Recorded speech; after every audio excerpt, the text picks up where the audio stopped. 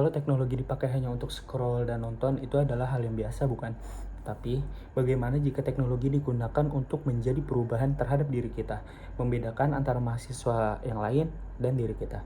Di sini saya tidak akan menjelaskan bahwasanya saya suka terhadap cara Google berkolaborasi atau berinovasi, tetapi saya akan menjelaskan bahwasanya saya siap menjadi jembatan antara mahasiswa dan teknologi.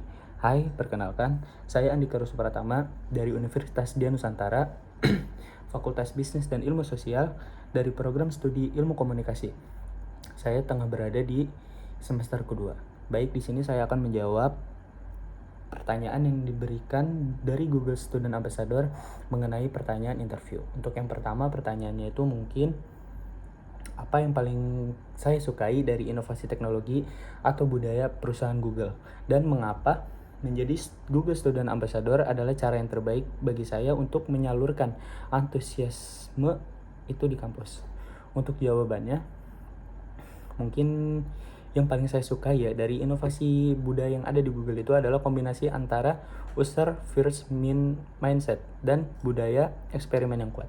Google itu tidak hanya menciptakan loh, Google itu bisa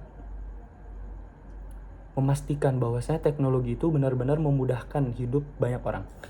Produk seperti ya Google Map contohnya, dengan adanya Google Map sangat memudahkan antara pengguna Google Map tersebut, dan Google Classroom, dan yang terakhir yang sedang diheboh-hebohkan yaitu AI yang diberi nama dengan Google Gemini. Ini menunjukkan bagaimana inovasi itu bisa terasa lebih dekat dengan diri kita, relevan dan inklusif. Budaya perusahaan Google yang mendorong eksplorasi ide, kolaborasi lintas pikiran, dan keberanian untuk mencoba hal yang baru sangat menginspirasi saya. Konsep bahwasanya ide besar itu bisa lahir dari eksperimen yang kecil,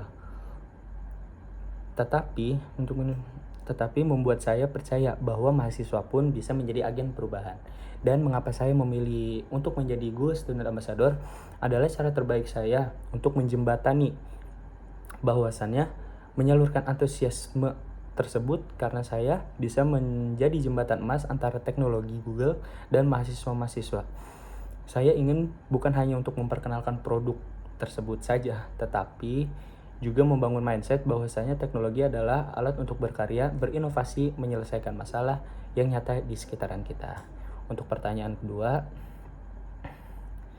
bayangkan kamu membuat sebuah acara seperti ngobrol santai antar teknologi yang berada di kampus. Tujuannya acara ini adalah untuk membantu mahasiswa melepas penat sambil mengenal teknologi atau produk Google secara menyenangkan dan unik, tidak biasa, dan mengejutkan. Sebutkan satu kegiatan interaktif yang kamu rancang agar acara ini berkesan dan mendorong interaksi siswa dengan teknologi Google. Baik, untuk jawaban yang nomor 2,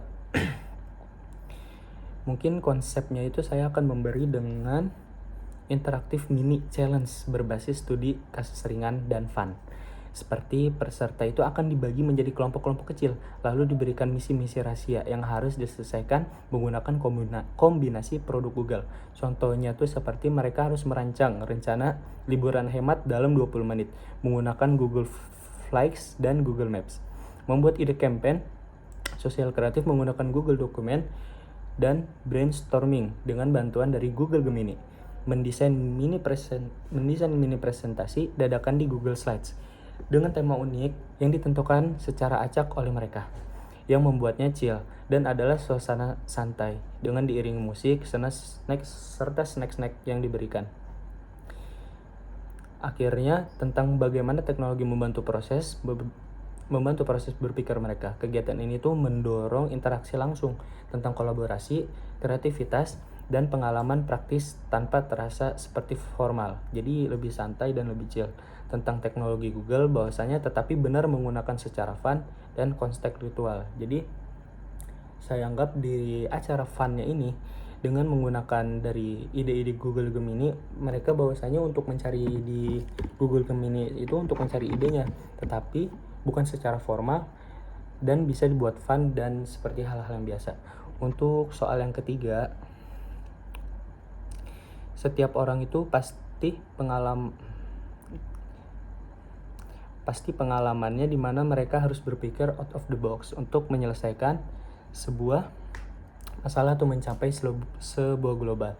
Ceritakan contoh masalah yang pernah saya hadapi dan bagaimana kamu menyelesaikan dengan cara kreatif dan tidak biasa, serta jelaskan proses berpikir saya saat itu. Oke, untuk jawaban yang ketiga, mungkin saya akan seperti saat saya menjadi bagian dari tim sebuah kepanitiaan, sebuah di acara kampus, kami itu akan menghadapi sangat masalah besar. Bukan hanya masalah-masalah yang sepele, tetapi mungkin bisa dibilang masalah yang besar. Jumlah pendaftaran tuh sangat sedikit semisal. Padahal waktu pelaksanaan tinggal untuk pelaksanaan itu tinggal 2 minggu lagi. Tetapi promosi konvensional secara poster dan broadcaster message tidak aktif. Alih-alih untuk mendapatkan spam dari promosi, saya mengusulkan untuk pendekatan berbeda seperti micro content challenge di Instagram saya. Kami mengajak semua mahasiswa membantu konten singkat bertema sesuai dengan acara yang ditentukan, dengan hadiah yang kecil tetapi menarik bagi mahasiswa tersebut. Untuk memudahkan koordinasi, kami menggunakan Google Form sebagai sistem submission dan Google Sheets untuk tracking peserta secara real time. Proses berpikir saya saat itu, mungkin masalahnya bukan kurangnya informasi, tetapi kurangnya keterlibatan dan tidak menggunakan teknologi secara baik. Orang itu jauh lebih tertarik ikut sesuatu yang interaktif daripada harus membaca-baca poster.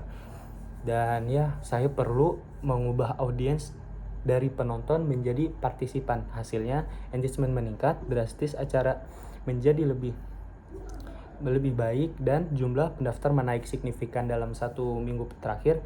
Dari situ saya belajar bahwasanya kreativitas itu seringkali lahir ketika kita berani dan mengubah pendekatan kepada mahasiswa tersebut.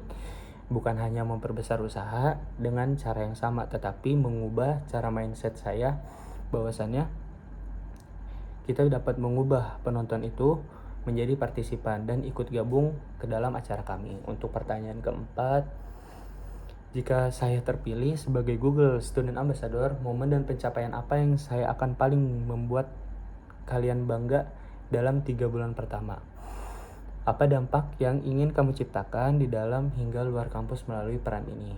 Oke, untuk yang keempat, mungkin jika saya terpilih sebagai Google Student Ambassador, pencapaian paling utama ialah di bulan pertama tuh seperti berhasil membangun komunitas aktif mahasiswa yang rutin berdiskusi dan bereksperimen dengan teknologi Google.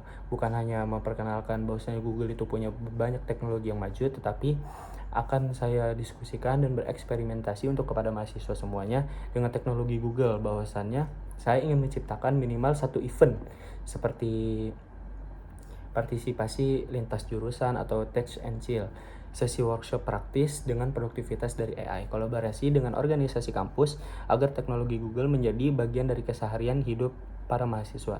Dampak yang saya ingin ciptakan bukan hanya tentang peningkatan dari saya untuk Google, tetapi menjadi perubahan mindset bahwasanya teknologi itu bukan sesuatu yang rumit dan jauh, tetapi melainkan alat yang bisa membantu diri kita mereka belajar lebih efektif, bekerja lebih luas, lebih cerdas, serta berani mengeksekusi ide. Di luar kampus, saya ingin membangun sebuah koneksi dengan komunitas pelajar di sekolah sehingga dampaknya meluas untuk berkelanjutan. Bagi saya, Google Student Ambassador bukan hanya soal peran atau titel, tetapi tentang menjadi katalis yang menghubungkan antara ide teknologi dan potensi manusia untuk menciptakan perubahan nyata. Mungkin sekian dari saya. Kurang lebihnya mohon dimaafkan. Bye bye.